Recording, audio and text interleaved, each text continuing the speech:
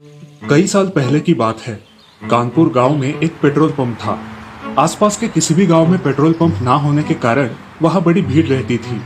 ये देखकर उस पेट्रोल पंप के मालिक गिरधरी लाल के मन में लालच आ गया। उसने पेट्रोल पंप के मीटर में सेटिंग की, जिसकी वजह से मीटर फास्ट घूमता था। मशीन 1 लीटर पेट्रोल में 4 पॉइंट्स कम पेट्रोल डालता था। इस वजह से वहां की गाड़ियां कम माइलेज देने लगी थी। एक दिन वहां आए एक बाइक वाले को डाउट आया। क्यों भाई, क्या बात है? पहले 400 रुपए में टैंक फुल हो जाता था और अब 500 का पेट्रोल डालता हूँ फिर भी टैंक नहीं फुल हो रहा। अरे भाई, हल्ला क्यों मचा रहे हो? 400 रुपए में 4 धाम यात्रा करने वाले हो? हाँ, घर के पानी की टंकी को कभी इतने ध्यान से देखा है क्या, जितने अपने बाइक के टैंक को देख रहे हो?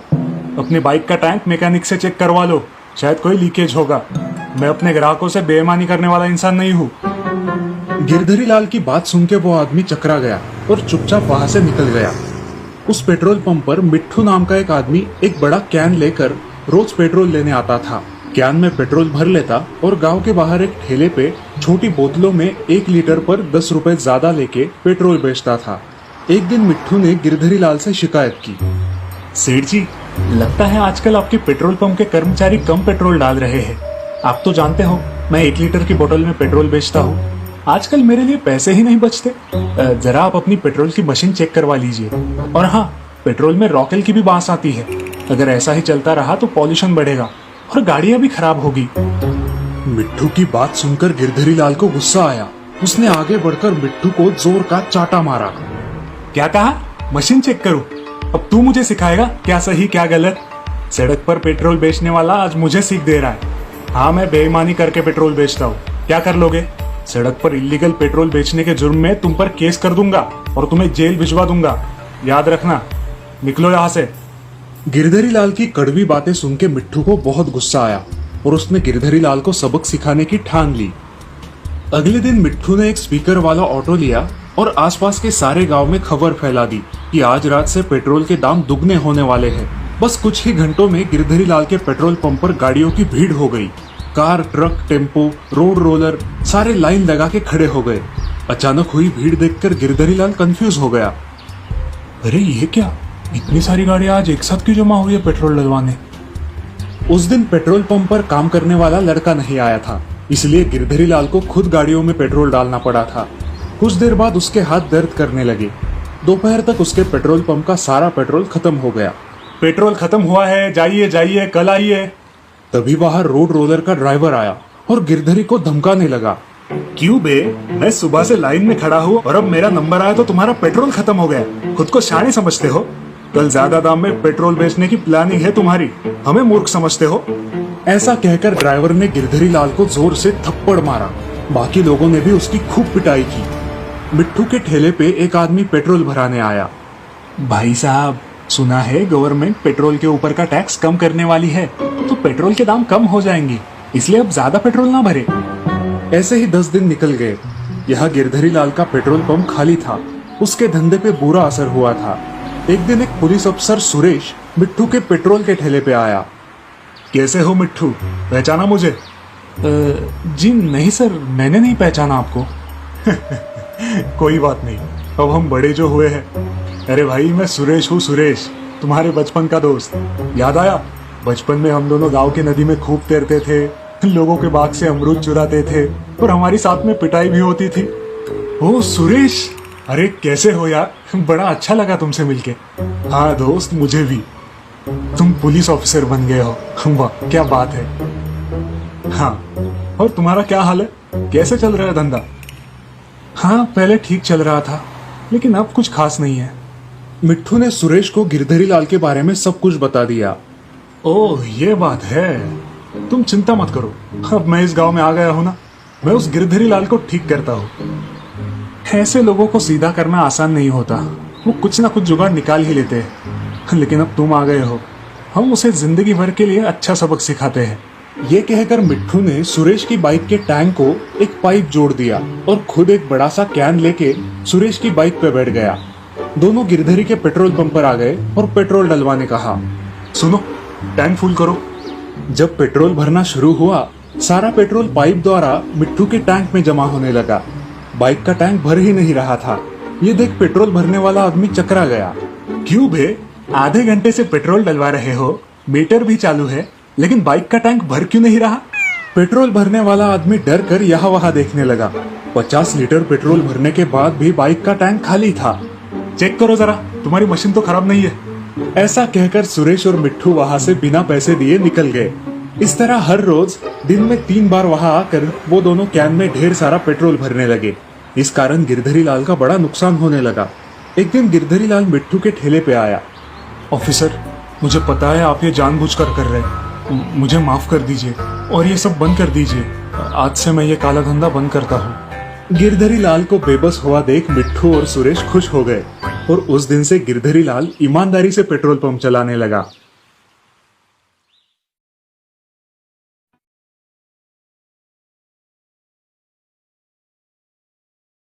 मुन्ना, किरण, श्रेयस और तुषार बचपन के जिगरी दोस्त थे। चारों के पिता बड़े बिजनेसमैन थे। पैसों की बिल्कुल भी कमी नहीं थी, लेकिन इनमें से किसी को पढ़ाई लिखाई में इंटरेस्ट नहीं था। खाना, सोना, इधर उधर भटकना, इसी में सारा दिन बिताया करते थे। आज की मूवी तो सुपर कूल थी यार। क्या स्टंट किए हैं ऋतिक ने, वाओ। हाँ, मैं भी सोच रहा हूँ पापा को पटा के एक फिल्म प्रोड्यूस कर दूं। पहले एक्टिंग तो सीख ले बेटा, फिर हीरो बनना। एक्टिंग की क्या जरूरत है, डांस तो ऋतिक से भी अच्छा करता हूँ ना। अरे वो सब छोड़ो, कल के एग्जाम का क्या करना है? मैंने तो पिछले 10 दिन से किताब भी नहीं खोली। ओह शिट यार, कल के एग्जाम का तो मैं भूल ही गया। अचानक चारों को कल के प्रीलिम एग्जाम के बारे में याद आता है और चारों टेंस्ड हो जाते हैं। ओह गॉड, टीचर ने मेरे पापा से कंप्लेंट की तो मेरी फिल्म घर पे ही बन जाएगी। हाँ यार, मेरे पापा तो मेरा पॉकेट मनी, बाइक सब बंद कर देंगे। चिल डूड, क्यों इतना पैनिक हो रहा है? ये किरण है, तब तक तुम्हें डरने की कोई जरूरत नहीं। वो सभी परीक्षा के लिए बिल्कुल तैयार नहीं थे, इसीलिए वो परीक्षा से बचने के नए तरीके ढूंढने लगे। यस, एक आइडिया है, चलो मेरे साथ फटाफट। चारों दोस्त एक मैदान में आ जाते हैं जहाँ काफी कीचड़ है। अब हमें यहाँ क्यों लाए हो किरण? प्लीज यार, मेरा क्रिकेट खेलने का बिल्कुल मूड नहीं है। हाँ, ऑलरेडी मेरी फट गई है, हर जगह पापा ही दिखाई दे रहे हैं। ओम शांति ओम। सब अपने अपने कपड़ों पर ये कीचड़ लगाओ। हैं? कहीं तुम पागल तो नहीं हो गए? अरे लगाओ तो। किरण के कहने पर उन चारों दोस्तों ने बिना सोचे समझे अपने कपड़ों पर कीचड़ लगा लिया।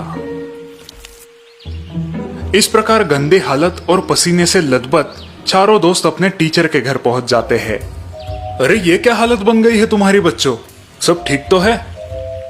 सर, हम सब मेरे गांव मेरी बीमार दादी को देखने गए थे और वहां से लौटते समय हमारी कार कीचड़ में फंस गई, टायर भी फट गया और गाड़ी को धक्का लगाते लगाते हम अभी शहर पहुंचे हैं। हो, ये तो बहुत बुरा हुआ। लेकिन तुम घर जाने की बजाय यहाँ क्यों आए हो फिर? सर, हम सबकी कल की टेस्ट की तैयारी पूरी नहीं हुई है। कोई बात नहीं, तुम सब 3 दिन बाद टेस्ट देना, ठीक है? यस सर, हम सब पूरी तैयारी करके एग्जाम देंगे। Thank you sir.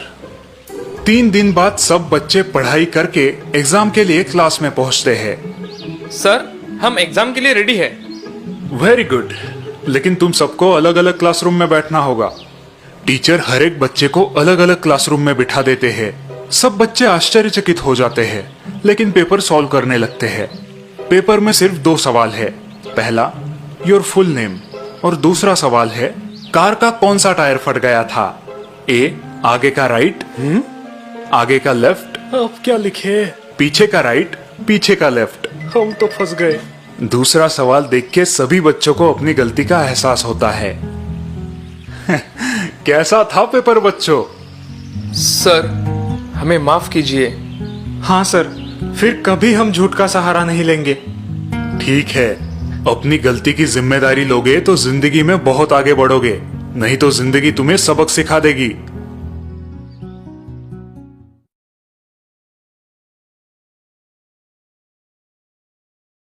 एक गांव में मुंगेरी लाल अपने बेटे संजय के साथ रहता था। मुंगेरी लाल गरीबी की वजह से ज्यादा पढ़ लिख नहीं पाया था, लेकिन उसने अपने इकलौते बेटे संजय को अच्छी तालीम दी थी। बेटा, तुम पढ़ो लिखो, बहुत बड़े आदमी बनो, यही मेरी इच्छा है। गांव में मुंगेरी लाल की आम की छोटी बाग थी और उसी पे उसका उदर निर्वाह चलता था। बेटा, आज हमारे साथ बाग में चलो, आज बहुत काम है।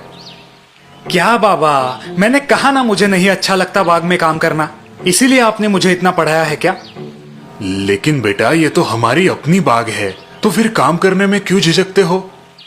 बाबा प्लीज अब लेक्चर मत देना, मेरे दोस्त नुक्कड़ पे वेट कर रहे हैं और वैसे भी मुझे बड़ा बिजनेस करना है, ऐसे फालतू काम मुझे नहीं करने। मुंगेरी लाल को लगता था कि संजय को इसी आम के घरेलू व्यवसाय को बड़ा करना चाहिए, लेकिन संजय सिवाय बड़े बड़े सपने देखने के कुछ काम नहीं करता था। दिन भर गांव में दोस्तों के साथ मटर गश्ती करना, नुक्कड़ पे अड्डा जमा के वक्त बर्बाद करना, बड़े बड़े डिंगे हाँकना, यही उसका रूटीन बन गया था। आ गए रामगढ़ के बिजनेस टाइकून। टाटा बिरला के बाद हमारे संजय जी का ही नाम लिया जाएगा भाई। हाँ, वो तो है भाई लोग, इसीलिए बड़े बड़े सपने देखता हूँ यार, वो भी डे एंड नाइट। देखना तुम, एक दिन इसी गांव में आसमान छूती बड़ी हवेली होगी मेरी। संजय के गैर जिम्मेदार बर्ताव के कारण मुंगेरी लाल परेशान थे। 1000 बार समझाने के बाद भी संजय पर कोई असर नहीं हुआ था। काश आज संजय की माँ जिंदा होती, पता नहीं कब अपनी जिम्मेदारी समझेगा ये लड़का। इतने में मुंगेरी लाल के चचेरे भाई हरिमल घर आते हैं। उन्हें देखकर मुंगेरी लाल बेहद खुश होते हैं। कैसे हो छोटे, कितने साल बाद मिल रहा हूँ, चेहरा क्यों उतरा है तुम्हारा? कुछ नहीं भैया, ऐसे ही थोड़ी संजय की चिंता हो रही थी। मुंगेरी लाल से हरिलाल को संजय के गैर जिम्मेदार बर्ताव के बारे में पता चलता है और साथ ही साथ ये भी पता चलता है कि संजय को आम रस बहुत ही ज्यादा पसंद है। बस हरिलाल के दिमाग में संजय को सबक सिखाने की एक कल्पना आती है। संजय बेटा, आज दोपहर को जल्दी घर आना। क्यों चाचा जी, मुझे दोस्तों के साथ फिल्म देखने जाना है। अरे सुनो तो, आज दोपहर के भोजन में मैं तुम्हारे लिए खास आमरस पूरी बनाने वाला हूँ। सच में चाचा जी? फिर तो मैं जल्द ही घर आऊंगा। ऐसा कहकर संजय रोज की तरह नुक्कड़ पर चला जाता है। दिन भर बाहर टाइम पास करके संजय खुशी खुशी घर आता है। खाने का समय हो गया, लेकिन खाना तैयार नहीं है, सारे बर्तन खाली है। संजय सोच में पड़ गया। कहाँ गए ये लोग? पेट में चूहे दौड़ रहे हैं। भैया वो देखो संजय आ रहा है, अब क्या करे? तुम बस देखते जाओ छोटे। अरे ये तो यहाँ पर गप्पे लड़ा रहे हैं। बाबा, चाचा जी, भूख के मारे मेरी जान जा रही है और आप यहाँ गप्पे मार रहे हो। कहाँ है आमरस? मंगेरी लाल ने हरिलाल की तरफ इशारा किया और हरिलाल ने पेड़ के नीचे रखे उस पतेले की ओर। ये क्या चाचा जी, पतेली आम के पेड़ के नीचे क्यों रखी है? अरे बेटा, आमरस पेड़ से टपकने की राह देख रहे हैं 4 घंटे से। ये कैसा मजाक है चाचा जी, भूख से यहाँ जान चली जाएगी मेरी। ऐसे तो इस जन्म में क्या, अगले 7 जन्म में भी आमरस नहीं मिलेगा। अब की ना पते की बात तुमने बेटा, यही बात तो मुंगेरी तुम्हें कब से समझाने की कोशिश कर रहा था। मैं कुछ समझा नहीं चाचा जी। बेटा, सिर्फ बड़े सपने देखने से सपने पूरे नहीं होंगे जब तक तुम खुद कोशिश और मेहनत ना करो। संजय को अपनी गलती समझ आ जाती है। वो अपने पिताजी से माफी मांगता है और अगले ही दिन से काम की तलाश करने का वादा करता है।